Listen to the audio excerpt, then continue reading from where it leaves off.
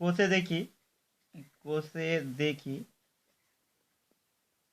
কোষে দেখি হচ্ছে 10.1।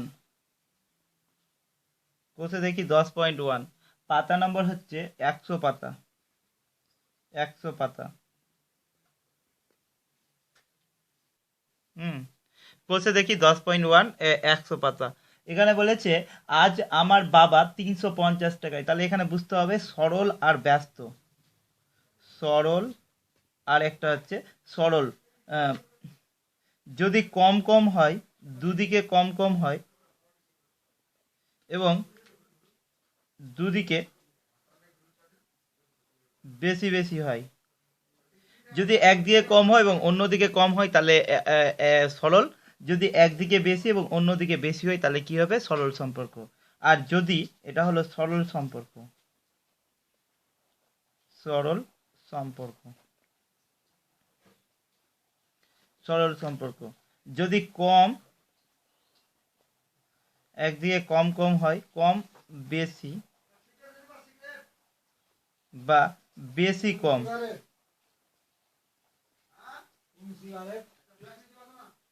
কম বেশি বা বেশি কম হলে কি সম্পর্ক হবে? ব্যস্ত সম্পর্ক।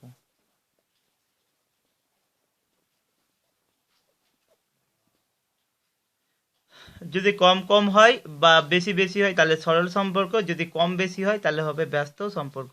তাহলে প্রথম অঙ্কটা কি বলেছে? 1 নম্বরটা, আজ আমার বাবা 390 টাকায় 15 কিগ্রা চাল কিনে এনেছেন। 70 কিগ্রা চাল কিনতে তবে কত টাকা খরচ হবে? তো একটা কথা লিখতে হবে গণিতের ভাষায়। ভাষায় সমস্যাটি হলো, গণিতের ভাষায় সমস্যাটি হলো। তাহলে একদিকে লিখবা চালের দাম। চালের কি বলেছে? চাল। চাল কত বলেছে? 15 কিগ্রা। আর দাম বলেছে 390 টাকা। তাহলে একদিকে লিখবো চালের পরিমাণ, পরিমাণ, পরিমাণ। আর একদিকে লিখবো দাম। হ্যাঁ, তো চালের পরিমাণ হচ্ছে কত? 15 কিগ্রা। 15 কিগ্রা চালের দাম হচ্ছে 390 টাকা। আচ্ছা, 70 কিগ্রা চালের দাম কত? এটা ধরে নিব এক্স, ব্র্যাকেটে লিখবো ধরি, করিয়েছি।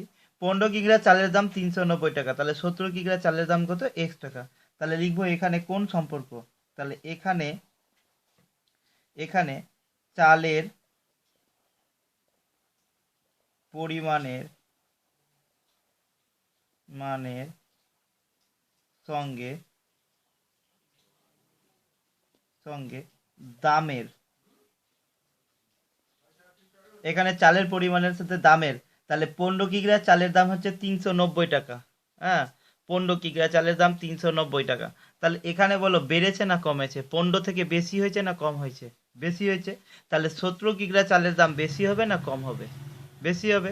15 কিগ্রা চালের দাম 390 টাকা হলে 70 কিগ্রা চালের দাম অলরেডি বেশি হবে। তাহলে এখানেও বেড়েছে, বাড়লো, বেশি হয়েছে, তাহলে এখানেও কি হলো? বেশি। তাহলে বেশি বেশি থাকলে কোন সম্পর্ক? সরল সম্পর্ক। তাহলে লিখতে হবে সরল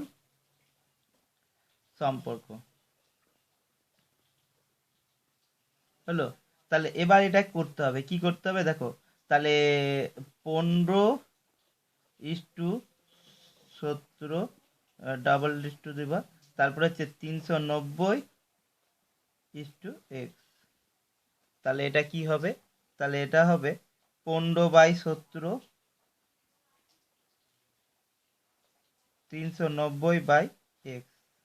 এবার 15-র সাথে x এর গুণ, তাহলে বা 15x সমান সমান 17 × 390। 390। তাহলে বা x সমান সমান 17 × 390 বাই হচ্ছে 15। এবার কাটাকুটি করব 15 দিয়ে। 15 দিয়ে কত? 30। 30 হলো 9 আর 0, 15 15 বাজে 15 6 90, 6 হলো। এবার 17কে 26 দিয়ে গুণ করো, তাহলে কত হবে? 17কে 26 দিয়ে গুণ করো, 6 7 42 2, 6 1 6, 4 10। এবার হচ্ছে 2 7 14 4, 2 1 2 1 3, 2 4 4, 442 টাকা।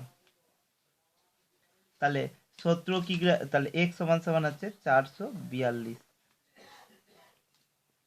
তাহলে অতএব তাহলে এইরকম 17 কিগ্রা চাল চাল কিনতে বাবার কত টাকা খরচ করতেন?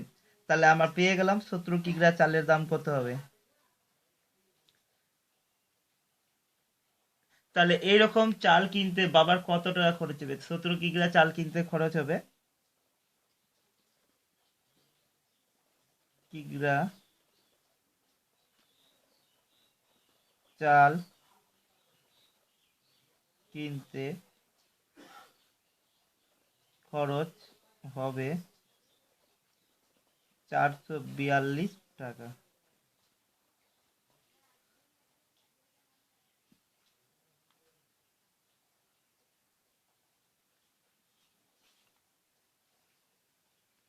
এবার 2 নম্বর অঙ্কটা পড়ো। কি বলেছে? ভেঙ্কট বা মামা 20 মিটার ছিট কাপড়ের একই মাপের 4টি জামা তৈরি করেন। তাহলে 12টি জামা তৈরি করতে ভেঙ্কট মামাকে কত মিটার ছিট কাপড় কিনে দিতে হবে? ত্রৈরাশিক পদ্ধতিতে হিসাব করে লিখি।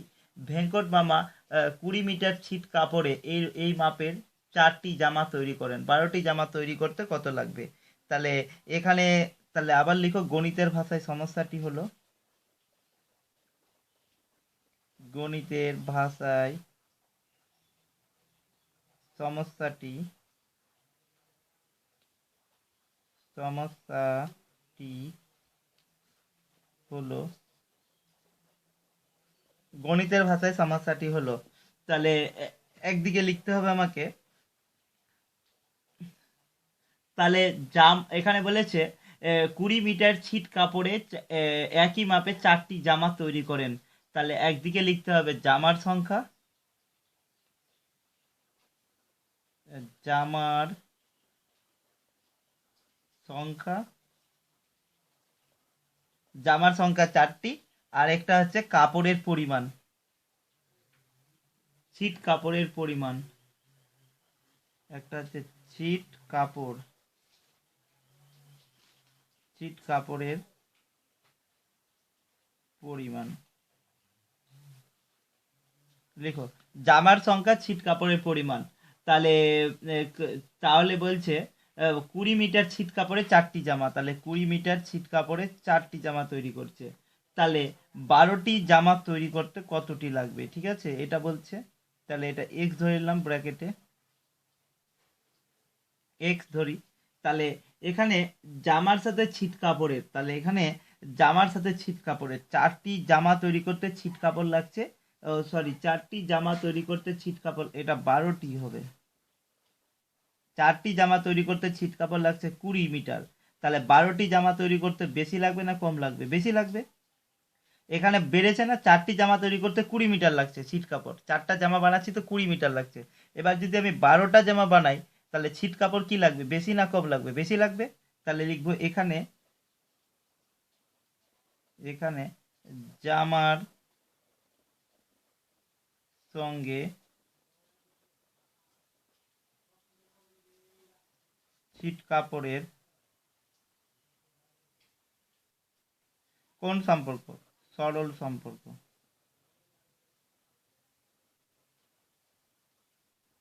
আচ্ছা, তাহলে কি হবে? 4:12, 20:x। তাহলে 4/12, 20/x। তাহলে 4-এর সাথে x এর গুণ হবে,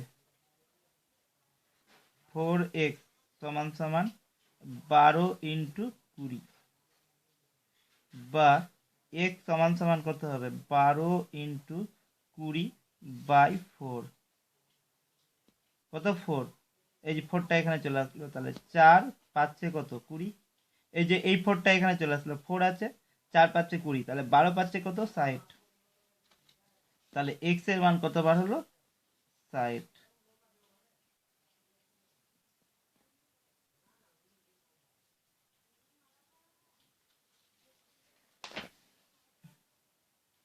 তাহলে এবার বলেছে ভেঙ্কট কত মিটার ছিট কাপড় কিনতে হবে, তাহলে ভেঙ্কট মামাকে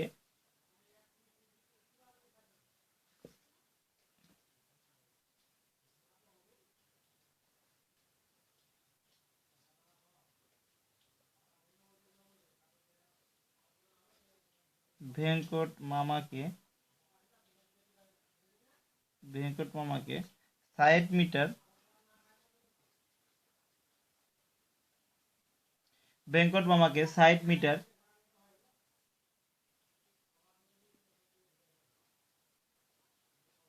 ছিট কাপড় কিনে দিতে হবে। তাহলে ভেঙ্কট মামাকে কত মিটার, 60 মিটার ছিট কাপড় কিনে দিতে হবে।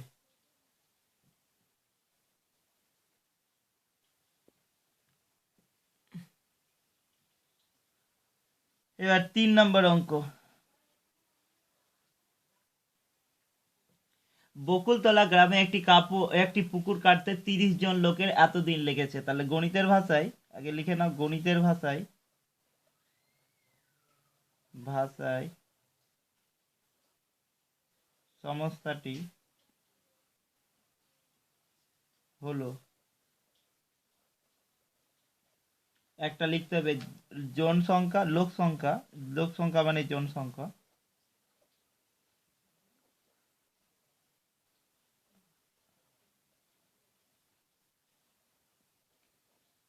লোক সংখ্যা দিন সংখ্যা। তাহলে 30 জন লোকের কত দিন লেগেছে, 15 দিন লেগেছে। মনে রাখবা লোক আর লোক সংখ্যা আর দিন সংখ্যা থাকলে কোন সম্পর্ক হয়, ব্যস্ত সম্পর্ক, মনে রাখি যেন। 30 জন লোকের 15 দিন লেগেছে। তাহলে এবার বাকি 25 জন লোকের কত দিন লাগবে ধরি। তাহলে এখানে গণিতের ভাষায় সমস্যাটি হলো, মনে রাখবা লোক সংখ্যার সঙ্গে দিন সংখ্যার কোন সম্পর্ক, ব্যস্ত সম্পর্ক, একদম চুপচাপ। তাহলে লিখো এখানে লোক সংখ্যার সাথে লোক সংখ্যার সংখ্যার সঙ্গে দিন সংখ্যার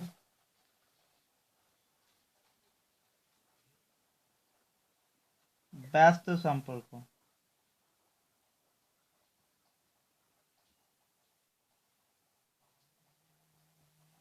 কিন্তু একটা জিনিস জানতে হবে, একটা পাল্টাতে হবে, ঠিক আছে।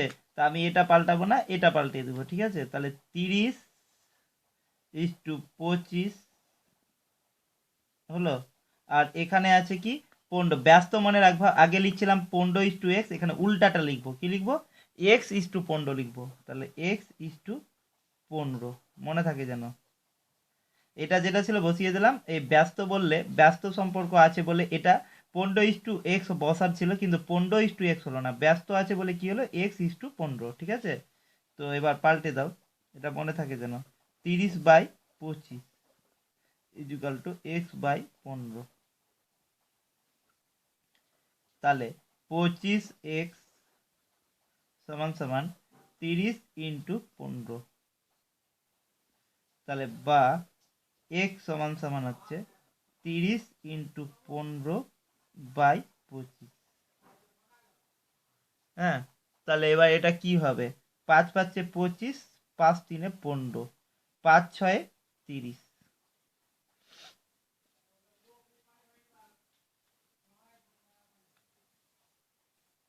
তাহলে কত, 6×3 কত হচ্ছে, তাহলে x সমান সমান 6×3=18। তাহলে 25 জন লোকের ওই পুকুর কাটতে, তবে কত দিনে 25 জন লোক ওই পুকুর কাটতে কত দিন কাজ শেষ করতে পারবে।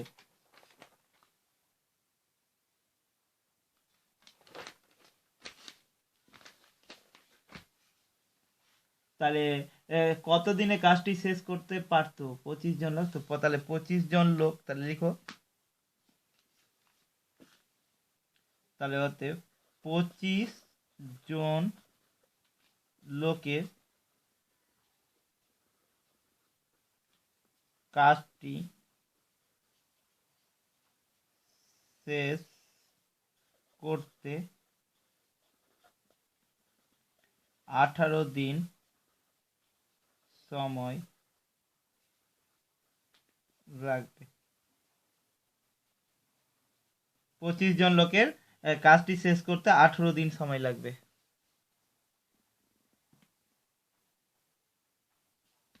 এবার 4 নম্বর অঙ্ক।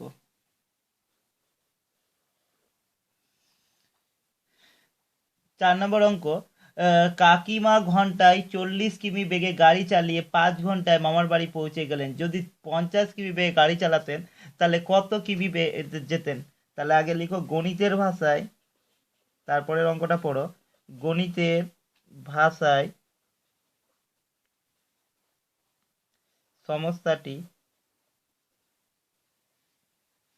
হলো, গণিতের ভাষায় সমস্যাটি হলো। তাহলে 4 নম্বর অঙ্ক বলেছে, তাহলে 4 নম্বর অঙ্কটা করতে হবে। গণিতের ভাষায় সমস্যাটি হলো কি বলেছে? কাকিমা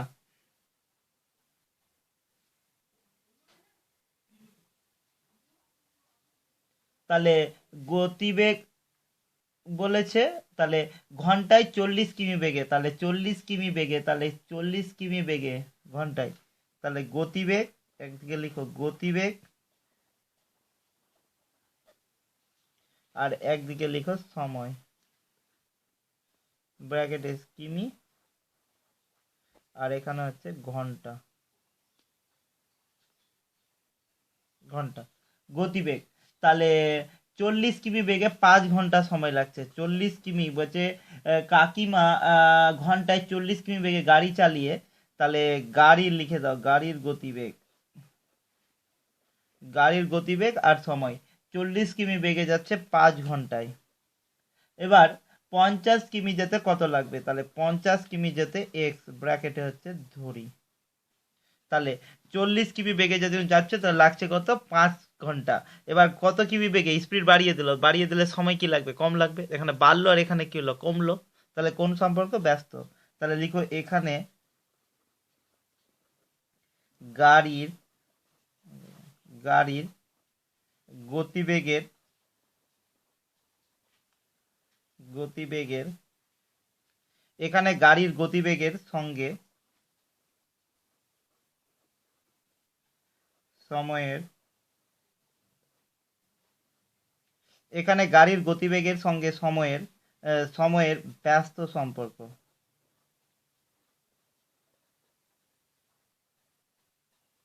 ব্যস্ত সম্পর্ক। তাহলে গাড়ির গতিবেগ কত আছে? তাহলে 40:50। তাহলে ব্যস্ত বলেছে, ব্যস্ত হলে উল্টা হবে x:5। তাহলে 40/50 আর এখানে হচ্ছে x/5।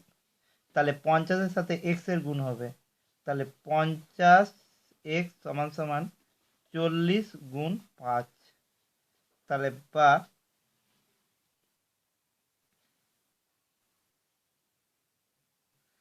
বা x সমান সমান হচ্ছে 40 × 5/50। তাহলে 0 0 কেটে গেল, 5 5 কেটে গেল। তাহলে x এর মান হচ্ছে কত? x এর মান 4। তাহলে x এর মান হচ্ছে কত? 4। এবার উত্তরটা কি বলেছে? 50 কিমি বেগে গাড়ি চালাতেন তবে মামার বাড়ি পৌঁছাতে কত সময় লাগতো? তাহলে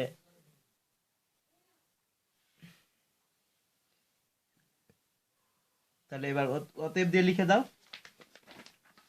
বলে দিচ্ছি লিখে নাও। তাহলে এবার উত্তরটা কি লিখবা বলে দিচ্ছি, আমি লিখছি না, বলে দিচ্ছি। তাহলে লিখতে হবে 50 কিমি বেগে গাড়ি চালাতেন, বইটা দেখে দেখে লিখতে হবে। 50 কিমি বেগে গাড়ি চালাতেন তবে মামার বাড়ি পৌঁছাতে কতক্ষণ সময় লাগতো? মামার বাড়ি পৌঁছাতে 4 ঘন্টা সময় লাগতো। ব্যাস।